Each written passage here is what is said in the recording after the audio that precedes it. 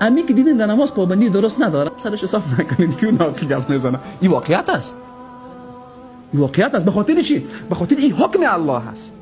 اما قدر که تو به شعار جهاد سر میتونی خیلی خوب باید باشه، این فریضه الهی است.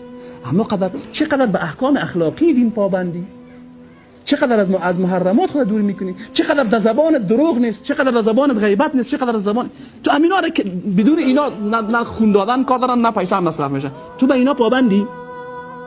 آیا اینا فرض نیست؟ آیا راست گفتن فرض نیست؟ آیا ترک کردن غیبت فرض نیست؟ آیا ترک کردن بهتان فرض نیست؟ آیا با مردم برخورد نیکو داشتن فرض نیست؟ اینا خب مصرف هم ندارن. اینا امریکایی هم کار دارن. اینا رو انجام دادی.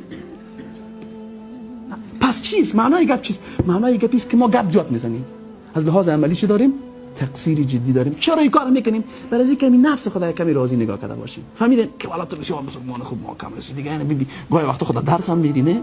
این اگان این جای رو نمیگیره. تلاش ما همی باشه که به معنای واقعی کلمه دین را در زندگی خود عملی بکنیم.